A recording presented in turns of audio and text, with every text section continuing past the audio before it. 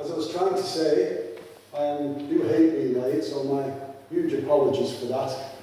And I can honestly say I don't think it was my fault to set off in good time.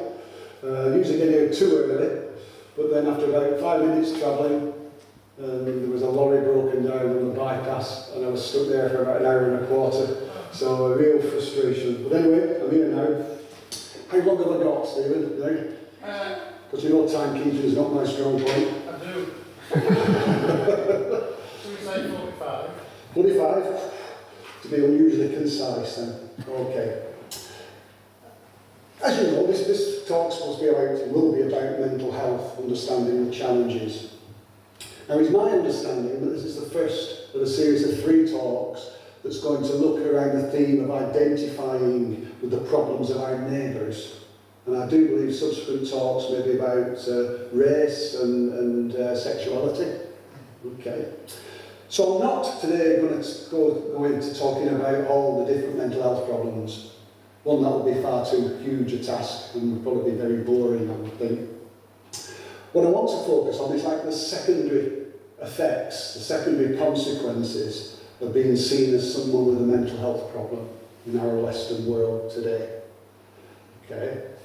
The best way to find out what it's like to be someone with a mental health problem, of course, is to ask people who are struggling at this moment with mental health problems or who have been struggling recently. Now, fingers crossed, that's not me. But hopefully I'll be the second best thing to that, in that I can share some of the research findings around some of the things I'm going to talk about, as well as share and hopefully benefit from my 33 years of working in NHS psychiatric services. So the best step to find out what the challenges are, I always ask people who are struggling, but I hope I'm the second best option. I'll point this thing. That's all right, okay.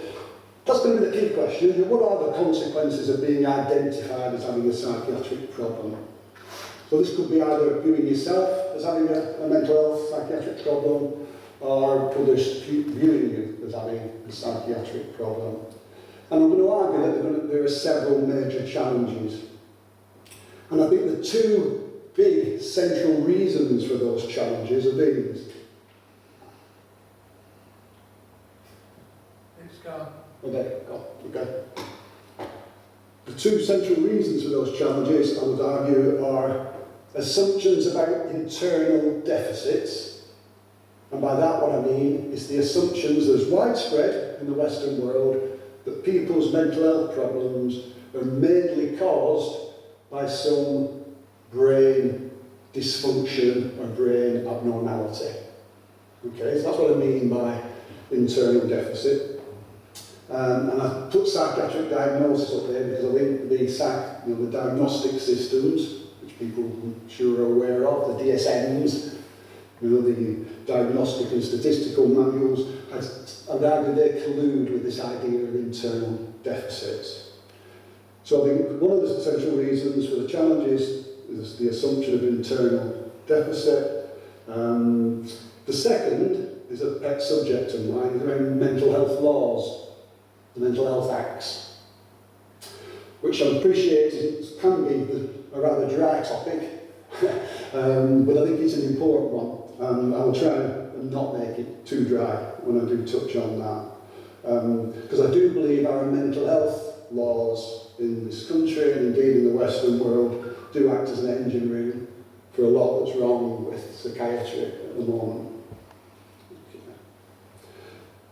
First of all, though, if you're up for this, I'd just like to do a quick historical whiz through what I would regard as some of the dangers and some of the more dire consequences of viewing human distress as being mainly caused by internal dysfunction or internal deficits, alongside the lack of any mental health legislation to protect people's rights.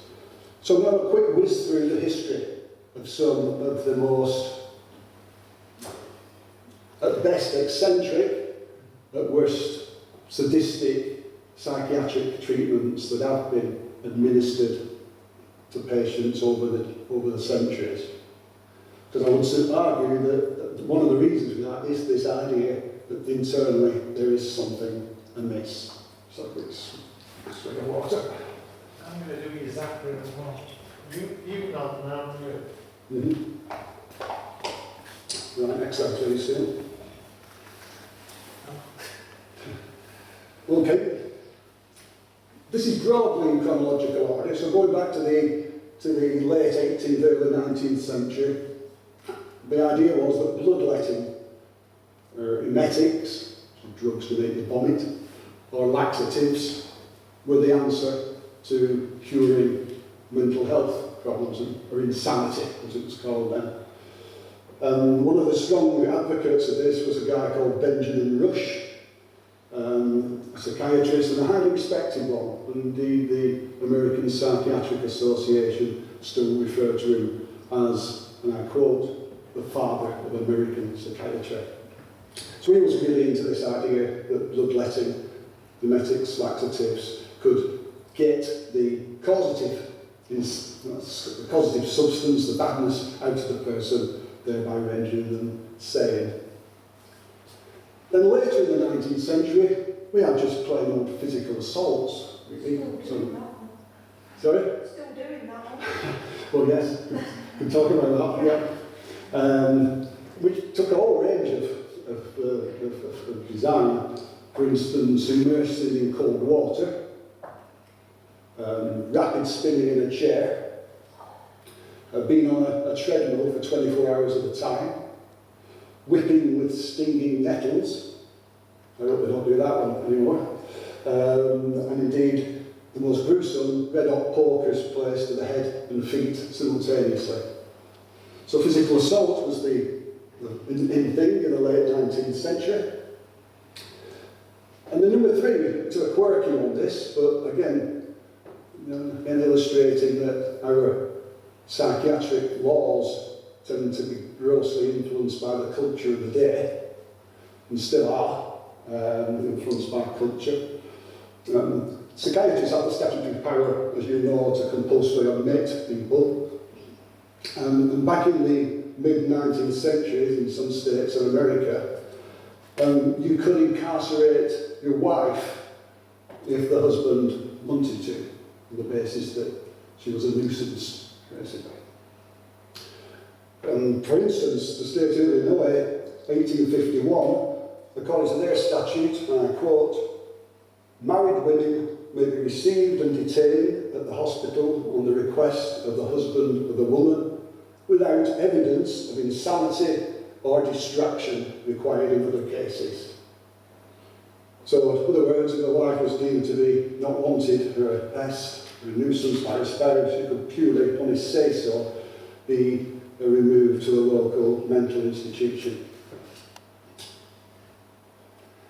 Getting a little bit more gruesome, do stop me if this gets a bit gruesome, because some of them are a little bit gruesome, or more than a little bit really. Genital mutilation. An English psychiatrist, again a respected one, called Henry Maudsley, believes what he called severe mental illness was the result of masturbation. And if you could stop people masturbating, you would cure insanity. That was the rage then, at that time, late 19th century. So for prevention, of course, he had the young girls wearing chastity belts, and the boys had spiked mittens to stop masturbation. Once people started to suffer with huge distress and insanity, his treatments included removing the clitoris and cutting the main nerves to the penis. Again, this done in the name of treatment, psychiatric treatment, back in the late 19th. It doesn't get any better as we move nearer to the present day in some ways. In the early 20th century, so that's not that long ago, in the early 20th century, surgical removal of organs was deemed to be the treatment of choice. Again, the rationale, an internal defect rationale again, was that mental illness was caused by some infected body part kind of giving out toxins that got to the brain and caused insanity. So once you had that kind of explanation, a logical thing, possibly at one level to do, was to remove the offending organs that were toxic. A guy called Henry Cotton was notorious for this. He was a psychiatrist at the New Jersey State Hospital, an extreme advocate, and it's gruesome but quite interesting. There's a lot been written about this guy, and there's actually a whole book on him if people are really interested at the kind of awful things that actually went on in the name of psychiatric treatment. Because what he would recommend would be the sequential movement, first of the teeth. Things all start with the teeth. And there's photographs, if you actually look into this, of the inmates of his institution, pretty much all without any teeth at all. And if that didn't work, you kind of move through the organs, removing them one by one. So teeth, tonsils, testicles or ovaries, and colon, all in the name of treatment. Pretty gruesome. 45% of patients died in the process, either at the time or in the immediate aftermath. But it went on for some time, and at the time, early 20th century, there was quite a number of other psychiatrists who were practicing the same thing. They're getting more up to date now, 1930s, 1950s, insulin coma therapy. The psychiatrist responsible for this was Manfred Sackle, who claimed that insulin-induced comas had positive effects on psychotic symptoms. Psychotic symptoms like hearing voices or having strange, unusual beliefs and delusions. Yeah. I'm sure you do know insulin is the hormone that people who are suffering with diabetes do not produce enough of, and as a result the blood sugar tends to go up very high. You give insulin and it brings the blood sugar down and makes people with diabetes feel better. But if you give too much insulin, the blood sugar goes down too much and the person starts to become confused, eventually goes into a coma and death will ensue. Now, insulin coma therapy actually had people, poor patients, having this treatment every day for 2 or 3 weeks where they were deliberately given a hefty dose of insulin and taken into this coma. Maybe for a worthy intent, because they believed it cured people of their psychosis. And patients, as they drifted into the coma, would often have a convulsion, a fit, and again, not everybody came out of it. Quite a high number died in the process. And terrible when you read about the details, the patients would often soil themselves in the process, and the patients that did survive described it as a bit like drowning, to daily drowning, as if you were slipping away. And it wasn't until 1962 that they definitively proved it didn't have any positive benefits for psychosis. Not that long ago. I was 4-year-old in 1962, so I was on the planet then. Leucotomy, again around the same time, 30s to 50s. Egan Monet, a Portuguese neurosurgeon, was the person who's identified as being the sort of inventor of that approach, which involved cutting brain fibres, particularly the ones that link the front of the brain to the back, actually sever it on the basis that he thought that would cure insanity, mental health problems. Later it was refined by a couple of notorious Americans called Walter Freeman and James Watt, the first a psychiatrist, the second a neurosurgeon, I think, who'd simplified the method, made it easier and quicker, in the hope that they could actually teach the local psychiatrists in the state hospitals to do it themselves without having to go into an operating theatre and all the cost of that entailed. So these two characters, Freeman and Watt, would drive around America in a van that they tastefully called the Lobotomobile, armed with a true, because you read this, yeah, it's true, armed with an ice pick and mallet, because the entry point was the eye socket, and they would go in and they would actually hammer to cut some of the nerves behind the eye and into the brain. A quick leucotomy. 17,000 of those were conducted in the UK and about 40,000 in America. And when I first started my career in psychiatry back in the early 1980s, and I worked in a large psychiatric hospital in Manchester at that time, and there were guys in there who'd had the procedure done and often characterised by quite a listless indifference about things. So I guess it calmed down, which may be one of the reasons why it's popular, but left them without spark and without kind of drive and motivation. And up to the present day, again, I'm not going to get into it now, ECT, electroconvulsive therapy, very controversial treatment, still goes on. Some people and some patients and some psychiatrists swear by it.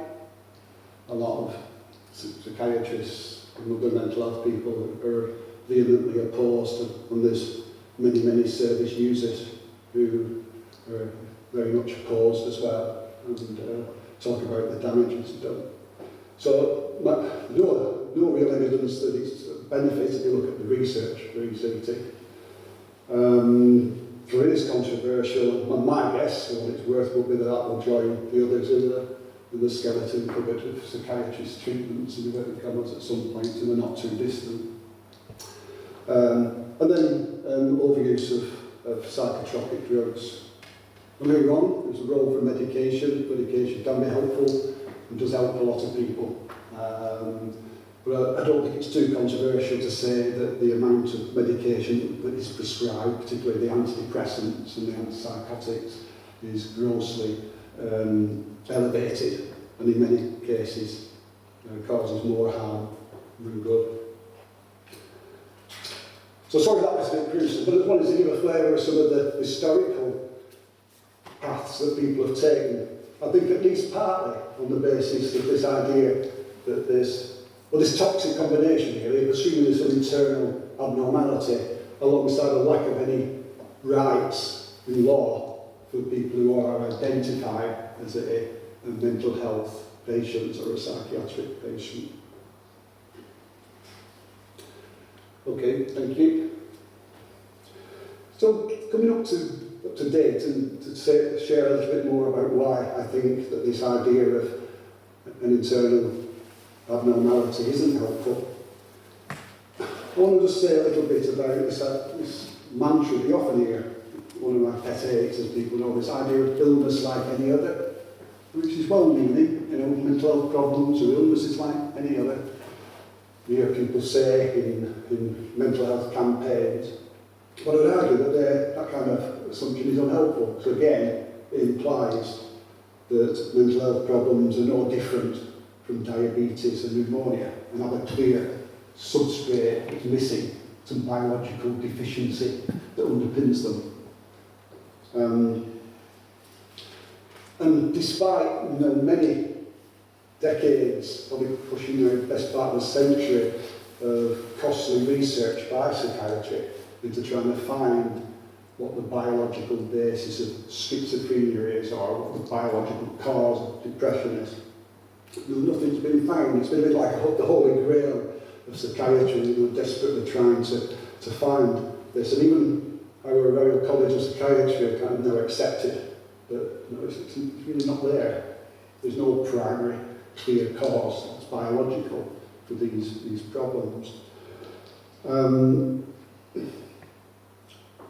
The other kind of thing that follows from this illness, like any other mantra, which again I think is unhelpful, is this idea that once severe mental illness is diagnosed, then intervention has to include something biological in order for the person to recover. Perhaps I'm not explaining that very well. So what I mean by that is, and I've heard psychiatrists say it many times in my career, Gary, this patient has a biological depression, clinical depression, therefore, unless we treat them with antidepressants, they're not going to get better. And the implication being, you can faff around with these psychological treatments and talking therapies and come to support, which might help around the edges, but the essential nub of the problem is biological, and therefore you won't be able to recover, or this patient won't recover without some kind of intervention, using medication at the biological level. Does that make sense? Please do shout out and ask questions if you don't agree. And the fourth consequence of this kind of illness, like any other dementia, is the assumption that a clear boundary exists between the mentally ill and the rest. And again, I think that's not valid, not wrong, but also really unhelpful and damaging. The idea that there's some qualitative difference between people who have the identity of a person with mental health problems and one who doesn't. So again, a lot of the mental health campaigns, the recent ones, still push this 1 in 4. Don't they? 1 in 4 of us have a mental health problem. And it's well-meaning, and I can see what they're trying to get at, but I would argue that in many respects that's not helpful. Because again, it's suggesting that there's this clear dividing line between those who have it, whatever it is, and those who don't. I've got a question. It's not a comment, really. I think you made sense, Gary, and I'm totally sold on the, and as you said, there are college psychiatrists who say too that there is no biological cause for mental distress, or whatever. But there could be physical health conditions that do trigger the distress. Well, yes. Again, it's getting into kind of, not necessarily semantics, but trigger that actually cause. I think there are some physical problems that mimic and produce what we might call psychiatric symptoms. So, for instance, classic one would be an underactive thyroid gland. Sort of lack of thyroxine, on the thyroid gland in the neck, that's why I'm pointing there, the thyroid gland, underactivity of that produces a very flat, no motivation, quite depressed presentation. Now, I'd argue that's the primary cause of a psychiatric problem, but I'm just going to finish because I know what you were getting at is where it triggers something. And yes, one of the contributors might be if I'm suffering cancer, and I start to perceive my future as being bleak and in pain, then yes, that will lead to a whole range of mood problems and difficulties and distress. I think that's an important distinction, really, because almost like as if you did find a primary cause for a psychiatric problem, it would clear one did emerge. The paradox really is that it will then no longer be a psychiatric problem. It would go into it would be the job of the endocrinologist to deal with, or a neurologist to deal with. Psychiatry would be kind of left a bit in limbo in some ways.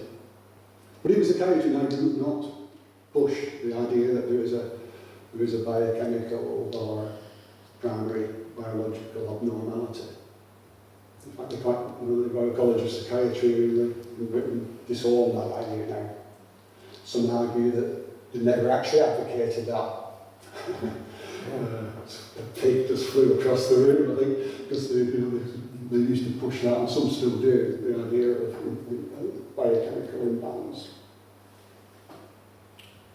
The next one.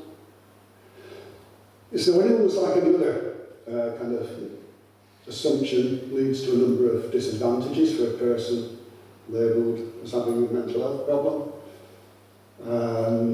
One of these, then just a quick run through this, was evidence that people so labelled have, others have reluctance to befriend them or be romantically involved with them, which I can see as a major issue. People tend to be associated with social isolation, which is the last thing we probably need. when you're struggling. It also leads to increased perceptions of dangerousness. So this kind of internal defect assumption just leads people to assume people are more dangerous to others than they really are.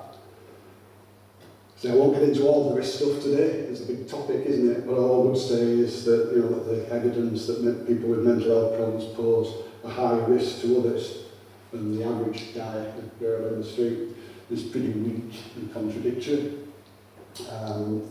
People with so-called schizophrenia diagnoses are much more likely to be the victim of violent crime than the perpetrator. And some, like me, worked out that they have, on average, a person has a 1 in 10 million risk of being murdered in the street by a stranger with psychosis. So the old stereotype of a psycho killer lurking in the dark and waiting to pounce. 1 in 10 million chance of that happening, which I think is about the same as being struck by lightning. So, you know, to get things in perspective. There's also evidence that this kind of internal deficit assumption leads to people being viewed as childlike or even not a proper person. And it also encourages harsher behaviour towards them as well. So this idea that internal deficiency is the cause. If people believe that, they tend to behave a little bit more punishingly towards the individual. And I know I find it easy to summarise this experiment concisely, because Stephen's watching me look at his on the clock. But it was an interesting one, done some years ago now, I can't remember when, probably won't get past the ethics committee now. But there was an interesting study where they had 2 groups of students who believed that they were engaging in like a training exercise where the target, the aim of the training exercise was to get a patient, psychiatric patient with mental health problems, to learn a new skill. And the way they were going to do this was through the administration of electric shocks. Now I'd say at the outset, no electric shocks were ever given, but the students were led to believe that that's what they were going to do. Now one group of students over here were told that the person, the patient that they were working with, that they were training, had a mental health problem, but it was primarily due to some biological abnormality in his brain. So an internal deficit explanation. Whereas the other group were told the guy had exactly the same symptoms, but they said that the primary cause of his distress was life adversity. He had a lot of happy things happen to him in his life. And then they let them loose on the voltage. You know, when the patient did the right thing, they didn't shock them. When they made a mistake, they thought they were shocking them. Yeah, they weren't really, but they thought they were. And they had control over the voltage level they used. They could use what voltage level they wanted. And you can see where I'm going with this. What the finding was, quite a significant finding, was the group who thought that the patient had an internal brain deficiency were rather quicker to turn up the voltage and zap with higher electricity than the group who thought that the explanation for their problems was life experience. So, it's not like 5 minutes worth, but that interesting experiment. Yeah. And there's a reference there if people want to read a bit more about that. Are you still with it? Are we all right? Yeah.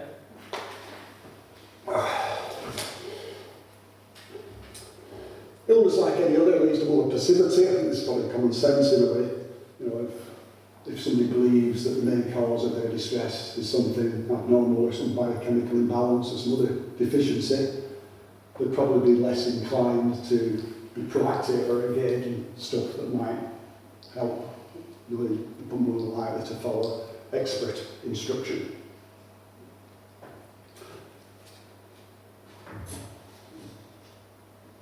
So in a way, these biogenetic explanations lead to a sense of having more control over a problem. Okay, moving on. Another, again, probably commonsensical consequence would be that the person is rather pessimistic and have low expectations. Because how can optimism being encouraged and a constant assume that the person's distress is produced by some brain disease of some kind. And there is some evidence that diagnostic labels lead to greater pessimism about recovery, probably for the same reason. And this is really crucial, isn't it? Because hope is so important. When people are in huge distress and feeling totally overwhelmed, the one thing that you really got to kind of keep is some hope that things can get better.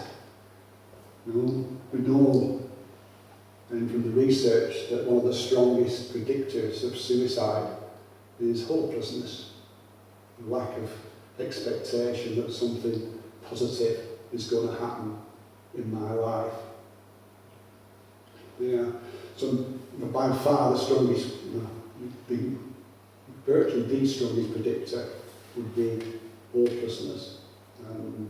You hear people say sometimes, depression leads to suicide. Well, kind of in some people, but when you actually look at what they mean, which is the key active ingredient of the depression, it's the lack of hope, lack of positive expectation that something good is going to happen.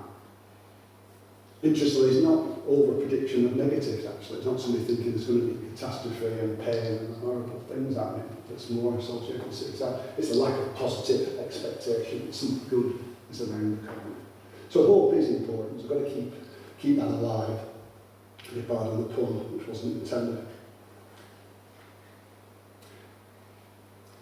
Looking at service user feedback, so it's a jargon phrase, of course, for asking people who've used service what they think about some of these things. I've done a bit of research on that, and it's easy to see where the negativity comes from. And sadly, it's from people like me, mental health professionals, main culprits for pushing kind of negative, low expectations of people with mental health problems.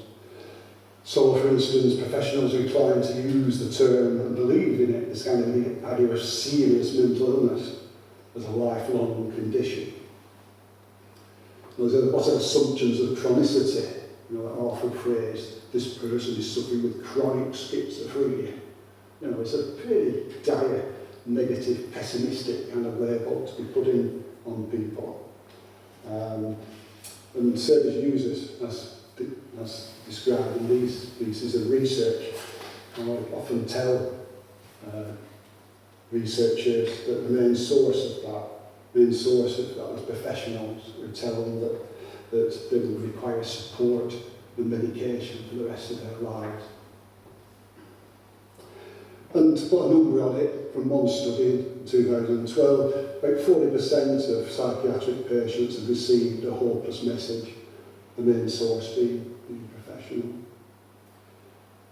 Which gets me to another pet subject of mine, which is language. Going to do talk a lot, some people know about the importance of language, and I've taken a lot of flack for this from various sources. You're the thought police, you shouldn't tell us what to say. I'm not telling you what to say, I'm just trying to point out some things that our language conveys messages and assumptions, some of which might not be that helpful, might not even be the ideas that you particularly wish to communicate either.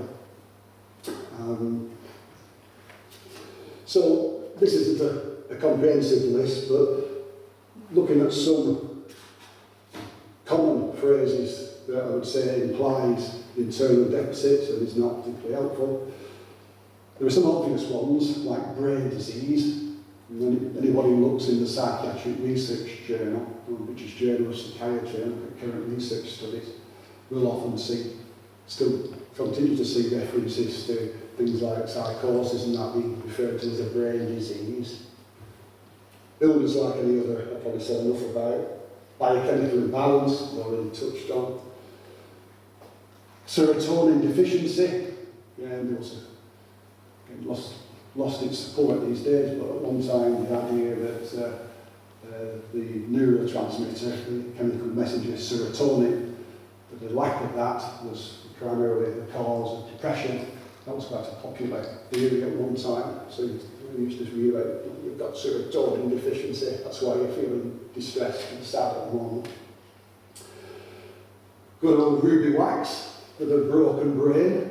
You know, you heard he often talks about broken brain. Again, I would argue it's not very helpful, that, because again, it's assuming some kind of buy-into, including with the internal deficiency idea. This one makes me smile a little bit, the misfiring of neurons, because from all this quite heated debate over the last 20 years about biochemical deficiencies, and psychiatrists grudgingly coming to accept that biochemical deficiency arguments as causes is not really a good one, not a valid one. Sometimes the language is changing now, so they seem to talk about misfiring of neurons in the brain as a cause of mental health problems. Then you've got all your diagnostic stuff. One of the two worst culprits, I would personally would argue, would be schizophrenia and personality disorder. Both have connotations of chronicity, never getting better, the danger to others, and the personality disorder faces certain association with badness as well. I think, you know, I've come across psychiatrists in my time. And this is I keep calling psychiatrists, and I do have battles with psychiatrists on a regular basis. I do have some friends that are psychiatrists who do still speak to me, and some of them are very good, incidentally, but the kind of the biological psychiatry kind of idea. Say again? Yeah, I'll chat with you after, see where you live. So schizophrenia, personality, well, the worst culprits, well, all the diagnostic disorders tend to have some internal connotations, and just medical language itself, which, you know, all mental health professions, including me and psychologists, have been guilty of, and still are sometimes, talking about symptoms and treatments and relapse and diagnosis. You know, all convey this idea that it's an illness like any other, which is just the same as a physical problem. There's that kind of assumption. Okay, how are we doing? Is there all right for time? I haven't got a watch. 25 past? Keep going. Well, keep going. Moving on to the other major source of disadvantage, mental health law. Again, mental health acts. Have you got any social worker person or anybody who's really into mental health legislation? Anybody who knows it like the back of their hand? Oh, good. Some of it, yeah, some of it. Quick history of the Mental Health Act. Okay, 2 minutes. Madhouse Act, 1774, was when medical doctors were first installed as being the sort of gatekeepers for the insane. Yeah. So before that year, before 1774, people who were deemed to be insane were cared for, if they were cared for, anybody were cared for by family or by religious institutions. They were the main sources of support for people so identified. But after 1774, annual inspections were now required for all private asylums, with doctors in the role as overseers. Medical letter was required to support confinement. So if you were going to put someone in an institution against their will, you now needed a letter from a doctor to support that. Unless you were a pauper, they could put paupers in psychiatric institutions without any letter. But apart from that, they needed a letter. By the 19th and early 20th century, a whole lot went to piecemeal legislation, much of it giving further powers to medical doctors. And then came the big one, the one that I learned about when I first started in mental health services back in 1980, and that was the 1959 Mental Health Act. And the state effectively surrendered its role in determining who could be incarcerated in hospitals and handed it over to health and the medical profession. Yeah. The next big act came in 1983, Mental Health Act 1983, with a number of significant revisions, which was a positive change, actually. The 1983 Act did introduce some safeguards to protect the interests of patients and service users that weren't there before. So in a way that was a positive step. But unfortunately, by the revisions of the Mental Health Act in 2007, the government had developed this mindset about risk to the general public. So they're very focused on this. I don't know where people remember some of the discussions that went on around that time. There's all sorts of nonsense talked about psycho killers and all this kind of thing, and they even developed politically a new disorder. What was it now? Severe and something personality disorder, they called it. It's essentially something that could get people that they deemed to be dangerous into a mental institution. So that was a retrograde step. They had a great opportunity in 2018 when there was this independent review of the Mental Health Act, but alas it was a missed opportunity. There were one or two little positives around the edges in there. Non-coercive crisis services were recommended, which I think was a good thing, and there was extension of some of the advocacy stuff, and a reduction in the detention period, so that was good. And some statement of intent around racial inequalities, because of course mental health services are disproportionately populated by people from ethnic minorities, which I'm sure you'll hear about on the talk that we'll get later. But it missed the main points for me, the fundamental problems with the Mental Health Act, which can move on. Yeah. So again, I'm not the only person saying this by any means. A lot of people agree with me on this. What's wrong with the Mental Health Act? Two main things. It's a legalised form of discrimination that infringes basic human rights. And associated with that, it's based on two very dubious concepts, or at least the incarceration, the sectioning process is based on two rather dubious concepts, which are mental disorder and risk. And I'll say quickly a bit about each of those. Let's move on. Okay. Legalised discrimination, it sanctions incarceration without trial of people who have committed no crime. So the large majority of people with mental health problems who are detained against their will have not committed any criminal offence. So it sanctions incarceration of those people, which is unprecedented really, but it gives them the status of suspected terrorists, probably, like the nearest thing I can think of. People who can be locked away when they haven't actually committed any crime. It infringes a whole lot of other human rights stuff in that way as well. For example, the United Nations Convention on Human Rights of Persons with Disabilities states, and I quote, "The existence of disability shall in no case justify a deprivation of liberty." It's Article 14 of the Convention on Human Rights. So again, the Mental Health Act trods roughshod over that. And it's a practice that would be deemed reprehensible for any other group, I would argue, within our community.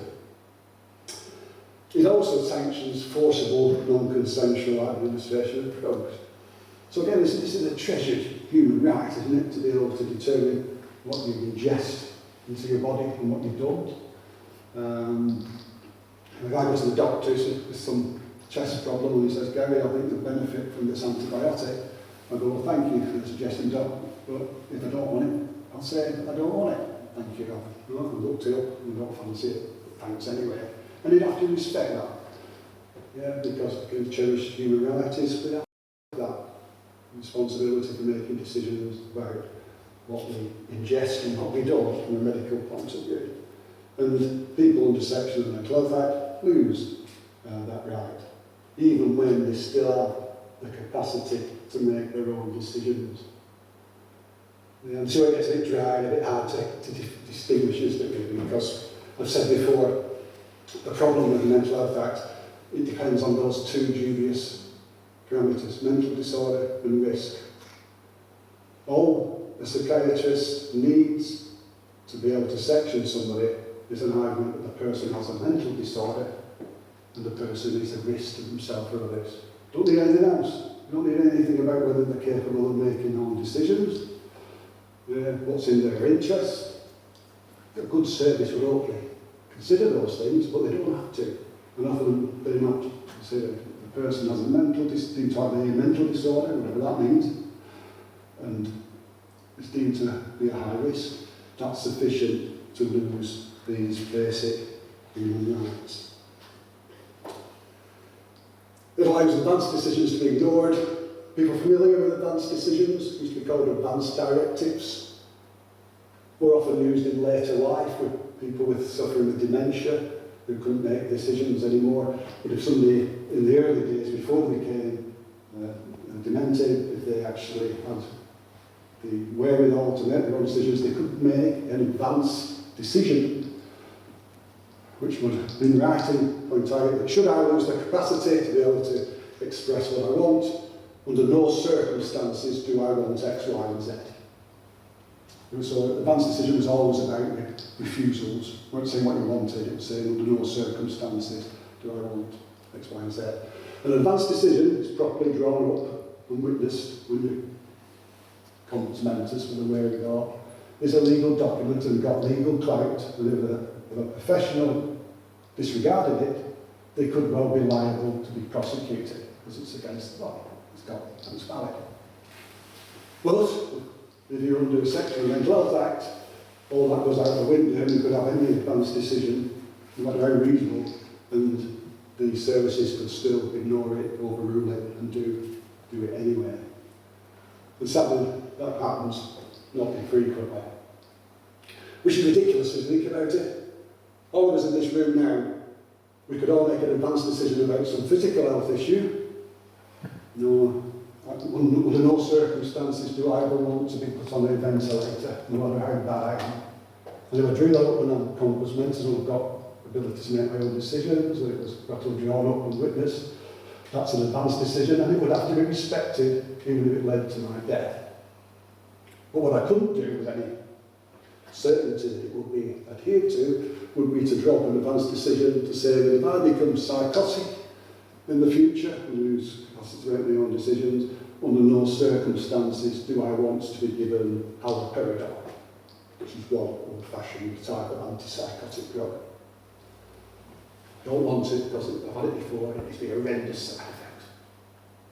I could write that in an advanced decision, but if I was under a section of the Mental Health Act, that would have no sway and could be, again, a witness often is, just ignored if the psychiatrist likes to prescribe haloperidol. So I think all these rights that people lose because of the Mental Health Act. And I know it's extreme examples, my historical overview at the beginning, but I think it just kind of shows where it can lead when you start stripping people of their basic human rights. You end up winning every human right. I don't think people are sectioned. You don't even know how long you're going to be in there. True, yeah, sadly. Everything's taken away. Yeah. But then when you make an advanced decision, you date it and you have a witness. Yeah. The date can be 10 years since. Mm. And that say you lost capacity or whatever. That's shocking. I didn't realise. True, yeah. Shocking, isn't it? And I use the haloperidol one example because when I worked in services quite relatively recently, I think it would have been 2013, shortly before I took early retirement, I did work with a couple, school teacher, a guy who often got severely depressed and became quite psychotic. And to cut a long story short, him along with his wife argued for an advanced decision because he'd been admitted twice before and he'd been given haloperidol on each occasion and it just didn't do him any good. It made him feel awful. His wife testified, he couldn't speak, his tongue dried up, he had horrendous side effects. So can we help in a way of ensuring he doesn't have that? So advanced decision drawn up. Under no circumstances. And sure enough, on the third admission, they still give it him. The wife put in a formal complaint, but I'm not sure how far she got with it, unfortunately. So, yeah, okay. Where I'm up to. Community treatment, yeah. That's just where people who've been under a section of the Mental Health Act can be discharged into their own homes, but still under a community treatment order, a CTO, which usually means that if they don't follow the treatment protocol, which usually means taking a particular drug, they're taken back into hospital again. Being out on licence. Yeah, kind of, yeah. Okay, time is rare, time is scarce, shall I move on? We're out for 10 minutes, might just be 10 minutes. Yeah, go on. Yeah. Like I already said that, mental disorder are pretty much useless terms, I would argue, pretty meaningless. They don't really have any validity. The weak predictors of outcome, of what's going to happen in the future, the weak predictors of the course of the problem, and the weak predictors of what is going to help and what isn't. And if you have any doubt on that, have a read of Professor Richard Bentle's 2009 book called Doctoring the Mind. Doctoring the Mind, well worth a read. He goes into the issue of diagnostic categories. And risk, following the risk assessments, which are, if you work in mental health services, you seem to spend half your life completing them for very little payback, I would say, because they only marginally better than guesswork. They suffer particularly with low specificity. In other words, they give up a lot of false positives. So, a bit like got me on this topic, the PCR test for coronavirus, that has a lot of false positives. Risk assessments do as well. So you give them to a lot of people will score as high risk, but they're never going to do any risky things. So a lot of false positives, which makes them not a very useful measure, really, despite excessive errors completing them. Okay, anyway, cracking on. What is a positive note to end the session? We've talked a lot about difficulties and challenges that people identify as having mental health problems. I think what we should be focusing on is something approximating to mental well-being, a much broader term around how content we are with our lot. According to the World Health Organization, their definition of mental well-being is this: state of well-being which every individual realises his or her potential, can cope with normal stress of life, and can work productively and fruitfully, and able to make a contribution to her and his community. There are others, arguably better definitions than that, but that's the general kind of area we're talking about. Moving on, please. How might we improve the mental health of the population? I think there's a lot we can do. I think we can focus on promoting well-being in ways which I'll mention in a moment, rather than treating mental illness. I think the slant to that is very, very different, and let's focus on promoting well-being, a much broader concept. Number 2 is controversial, and I have to say is one of my kind of views, really, which you may or may not agree with, but I'd shift primary responsibility for dealing with human suffering away from the NHS. Mainly because I think the NHS is a wonderful organisation for treating physical problems, so it's good at that, but inevitably the culture is one of drugs and medical interventions and illness like any other assumptions. So I think you're always up against a culture that's working against you broadening out the way that you work around the mental well-being concept. One that's missed off there was promote alternatives to the Mental Health Act. And there are good alternatives out there. It's a guy called Smuckler, 2010. He's a psychiatrist in London, good one, psychiatrist in London who's trying to get the Mental Health Act revised to one that he calls a Fusion Act, which I won't go into the detail of that, but it gets around some of the discriminatory quashing of human rights that Mental Health Act currently is associated with. And finally, much more emphasis on primary prevention. Can you move on?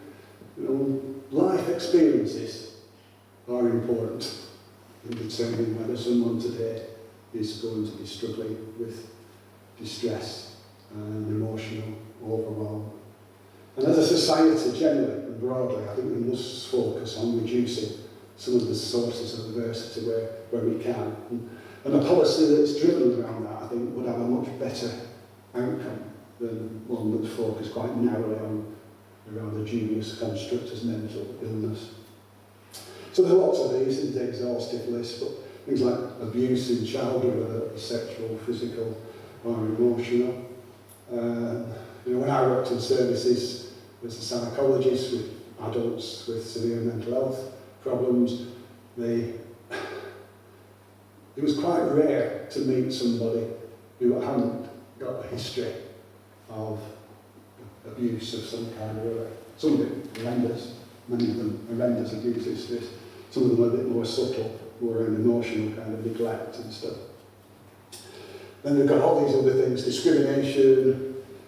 Obviously, you're going to touch on that in talks around race and gender and sexuality. Victims of crime, poverty. Now, it's no coincidence that you look at the incidence of mental health problems, they tend to congregate more amongst people in what sociologists might call the lower socioeconomic groups, people who are potless and struggling financially. Domestic violence, big hidden one that was risen sharply over recent months as well during this pandemic. Bereavement was where it's saying, loneliness, alcohol and drug misuse. Interestingly, some of the ideas about people with mental health problems being a risk to others have derived from mistakenly thinking it was mental health issues per se that caused the problems. When you drill down, the drug and alcohol use seem to be pretty much the area in all cases of violence. So alcohol and drug abuse, whether it's by someone with a mental health problem or someone who's not been identified with a mental health problem, is definitely associated with violence to others. Sense of not belonging, relationship breakups, divorce, etc., powerlessness, bullying, victims of bullying, pain, physical health problems, talked about homelessness. Indeed, there's a helpful trend for clinicians when people present for help with distress to ask them what's happened to you rather than what's wrong with you. Which is quite a nice subtle kind of, what's happened to you that's brought you here today? I think it's quite a nice way in and probably a more fruitful one than saying what's wrong with you, what problems have you got? All these environmental factors have been shown to be associated with increased risk of subsequent mental health problems. Many of them have been associated with a much stronger contribution in things like genes and genetics and running in families. Realise inequality, I've listed off that list actually, I could add inequality because in areas where there's a broader range of inequality, there's significantly more mental health problems. So if we're going to be poor, it's mentally healthier for us all to be poor together. If we're going to be rich, all rich together. If we have a broad spread, that tends to be a terrain for distress and mental health difficulty. Five pillars of mental health. Just a practical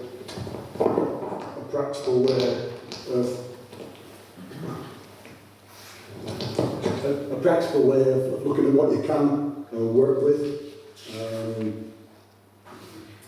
Connect, social bonding with others, so the quality of relationships, families, friends, colleagues, promote well-being, and act as a buffer against mental health problems.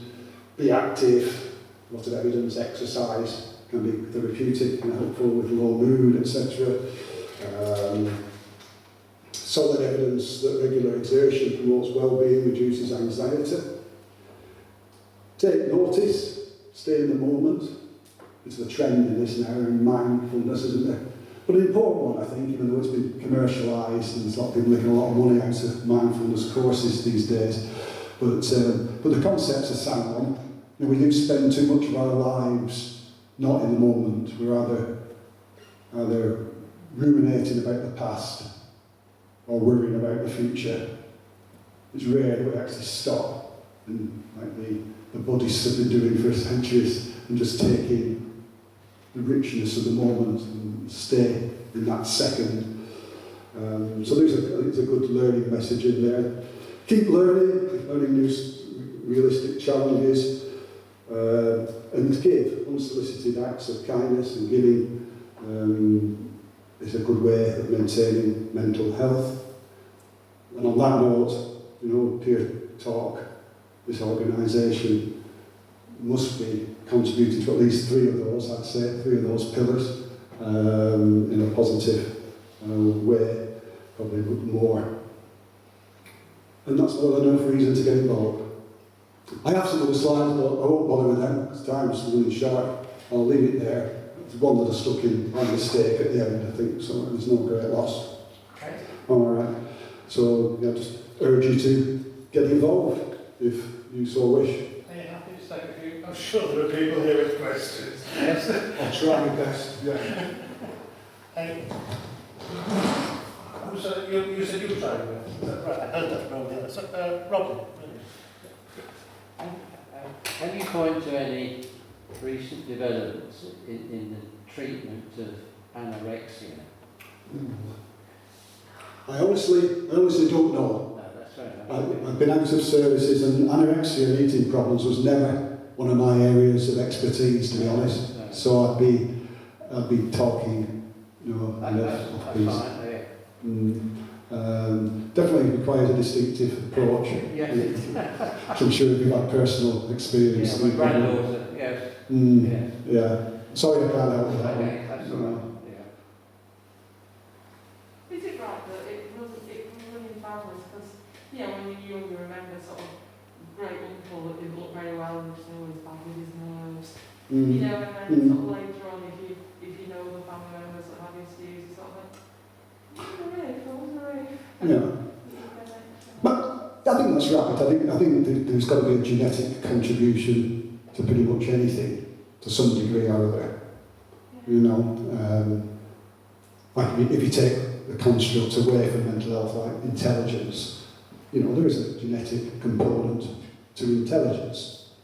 So that, you know, I don't know whether Einstein had any kids, he probably did, but if you're the son of Einstein, the chances are you probably have a bit more, maybe a significantly more chance of being deemed as being bright in the future. And there may be a genetic element to that, there probably is. Same with things like athletic ability, football ability and stuff. But after saying that, it does seem to be a relatively small contribution, and it's hard to unravel it from some of the vicarious behavioural stuff that goes on. Because if you were the son of Einstein, chances are your environment will be rather more enriched with learning opportunities.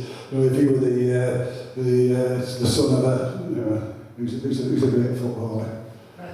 Messi, yeah, Lionel Messi. Not different bird. Chances are, you know, you'd be exposed to a good tutor, to, you know, lots of skill training, coaching, etc. So it's always hard to unravel.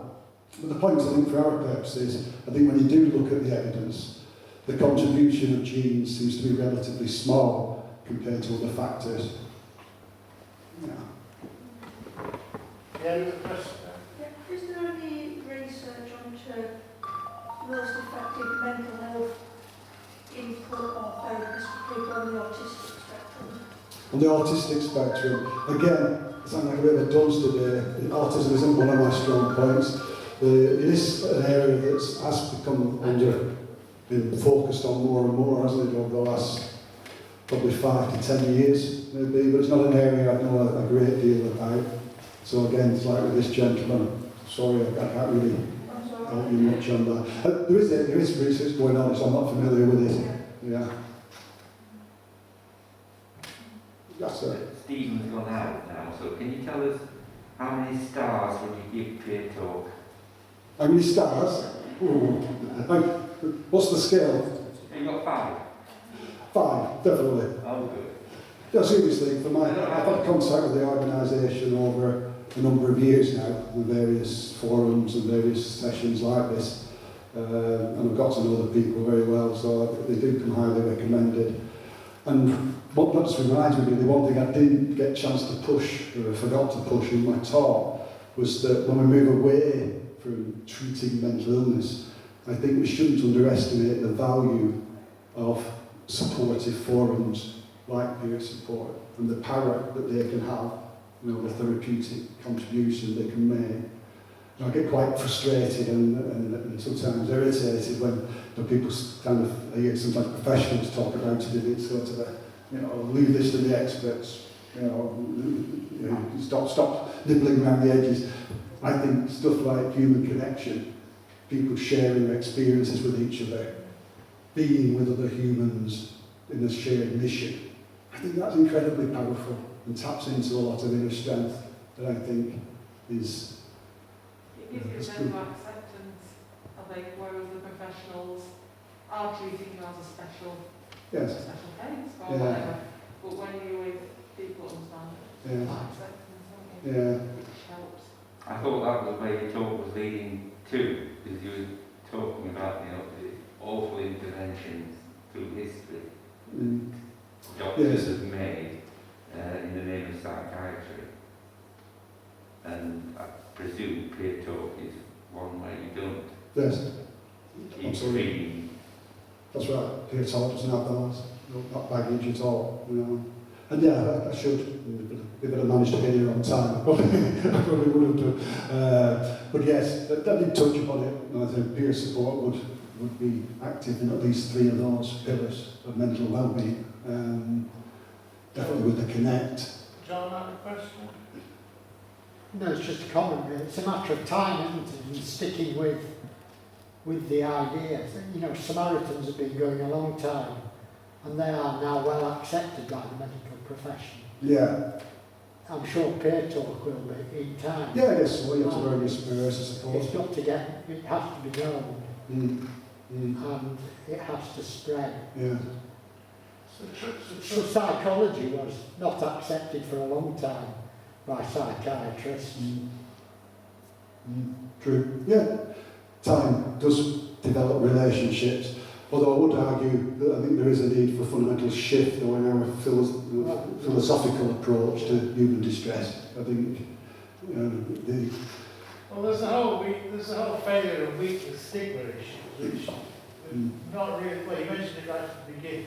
Yeah. But for someone who is experiencing emotional distress, there's an embarrassment about it because they feel as though they should be coping and they're not coping. Yeah. Even with something as simple as grief and loss, your mother dies. We've got a number of people who come to our groups are struggling with grief as the primary cause, really, of everything else falls apart because of the loss. And yet, owning up, even that's a stigmatic phrase, isn't it? But just disclosing anything sometimes is a risky thing to do because it exposes you to other people's view of you, which can be even more harmful. The stigmatizing attitudes pile on top of what people struggle with.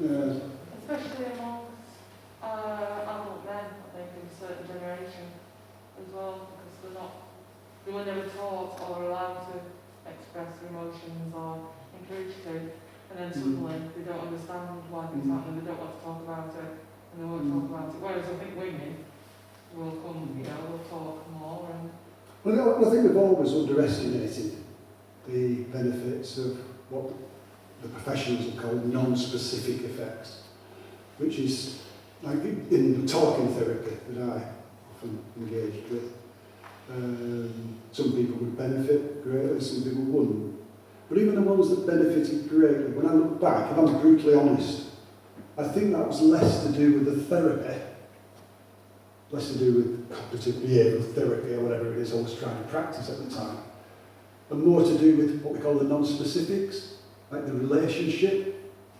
I seem to get on with that person. I seem to have a human connection with that person. There seems to be a rapport, there seems to be a supportive feel about the relationship, mutual respect, things like that, I think, have been underestimated in the potency of them as far as bringing about therapeutic benefit. Andrew? Gary, I was going to say, I see a parallel in my professional experience. I'm very, very interested in your reflection on. So I work in education support, or still is called special educational needs, but education support is better. And we spend our time endlessly studying, and it's wonderful, autism, ADHD, all these sorts of things, and I love all that. That's a daily part of my life, thinking about all these things.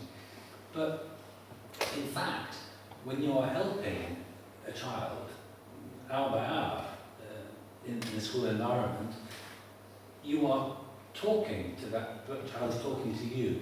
You are helping them. They are speaking. You are listening.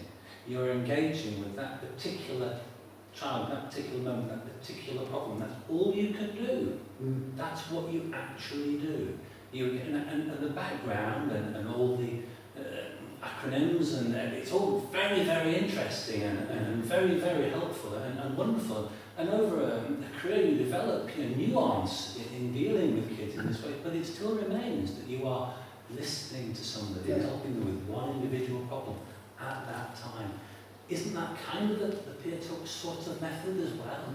I know we don't supply the answer. The difference is, that as a teacher, I presume sometimes to supply answers, whereas as a PeerTalk facilitator, I don't.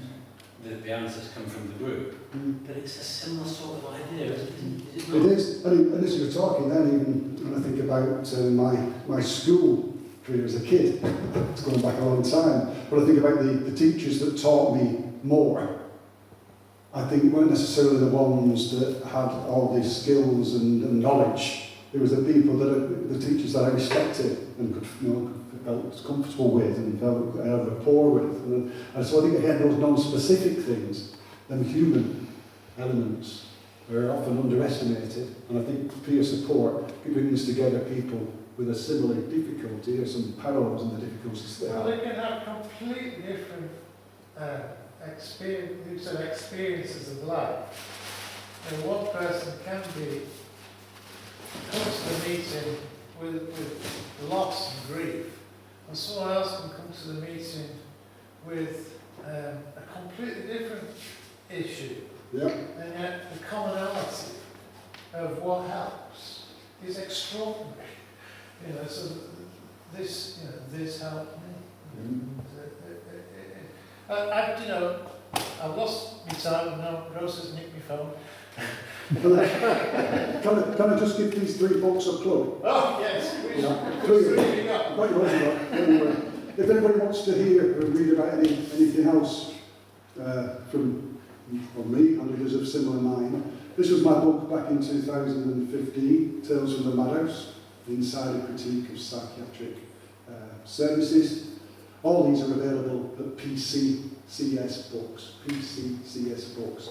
I've got stuff in there about stigma, about the Mental Health Act, about the history of psychiatry, and lots more. This is a good one as well. One not edited by me, by Joe Watson, Drop the Disorder. I've got a chapter in this about language and the importance of words in mental health issues. And there's lots of other great stuff in there as well. Again, available from PCCS Books. Drop the Disorder, edited by Joe Watson. And last but not least is one that I was a co-editor of, Inside Out, Outside In, Transforming Mental Health Practices. It's got a number of really interesting, innovative projects trying to help people in distress in different ways. And of course, our very own PeerTalk of Chapter 12 are in this as well. So again, available from PCCS. I don't know whether you've got need for a spare copy, because I'll give you that one if you want another one to give away to someone. Or well, I've always given them away. So I've got a couple as well, I know, so you can have that. But if anybody wants to read anything else, those are definitely recommended. Gary, thank you very much for tonight. My pleasure. I said you were a good speaker, and I think we can endorse that. Yeah, thank you. And we forgive me for being late. It wasn't your fault anyway. Well, I'm going to blame the juggernaut on the A56 and get it brought down. But, so, and I'm sure a lot of the stuff you talked about, we'll be reflecting on it over the coming days, weeks, months, maybe even years. So, thank you very much, and I'm sure you'd like to enjoy your